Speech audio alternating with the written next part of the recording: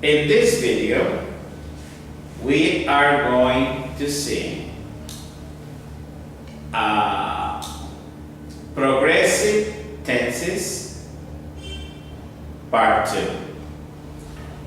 In this progressive tenses part 2, we are going to work with the perfect progressive tenses.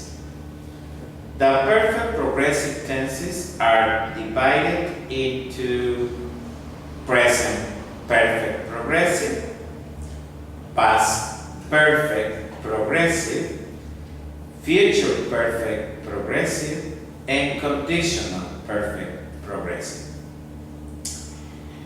The important verb that we use in these tenses is the be verb, or the verb to be. The verb to be is going to be, for example, in present perfect. Had been or has been plus the verb in ing. Had been is used for I, we, you, and they, and has been is used for he, for she, and for it. The translation of this present perfect progressive depends on the subject that is used in the sentences. For example, I have been working. Yo he estado trabajando. You have been working. Tú has estado trabajando. We have been living. Hemos estado viviendo. They have been living. Ellos han estado viviendo. In the case of he, she, it, we are going to say he has been, she has been, it has been, plus the verb in ing. The main verb is going to be in ing. In all these tenses, the main verb is going to be in ing form. Okay, so let's continue. Okay, with the next topic, which is the past perfect. But let's go to the first example of the present perfect progressive. They have been living in Mexico. Ellos han estado viviendo en México. Okay? Ellos han estado viviendo en México. Have. This is the auxiliary. Negative, haven't. Or have not. They haven't been living in Mexico. Or they have not been living in Mexico. In Spanish we have ellos no han estado viviendo en México. Okay? So, if we have questions, we need to invert. Have they been living in Mexico? ¿Han estado viviendo en México? If we are going to work with negative questions, haven't they been living in Mexico? ¿No han estado viviendo en México? So, haven't, hasn't. Haven't I? Haven't you? Haven't we? Haven't they? That is for interrogative negative. Hasn't he? Hasn't she? Hasn't it? Plus been plus the verb in ing. That is for interrogative negative in the third person singular. Hasn't he? Hasn't she? Hasn't it been working. So now, let's continue with the past perfect. The past perfect uses had, been, plus the verb in ing. The translation of had been is había estado. Había estado, depending on the subject. I had been, yo había estado. You had been, tú habías estado. He had been, él había estado. She had been, ella había estado. We had been, habíamos estado.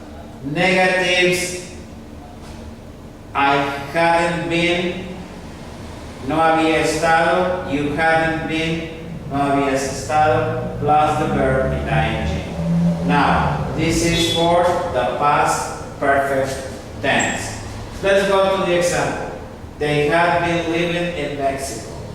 Ellos habían estado viviendo en México.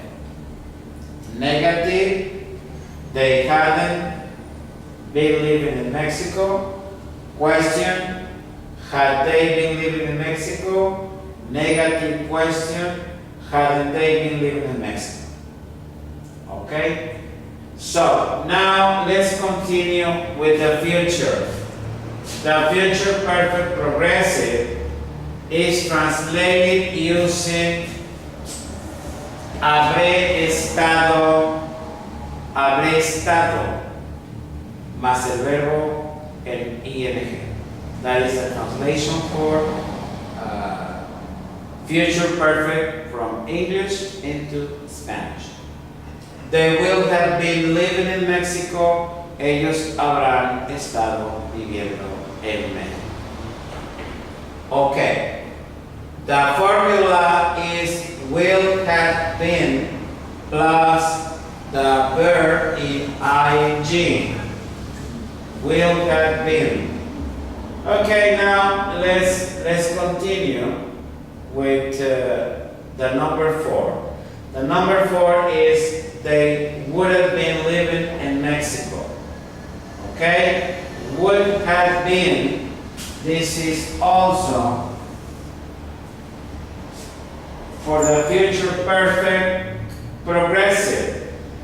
I'm sorry, it's not for the future perfect progressive. It is for the conditional perfect progressive. Okay.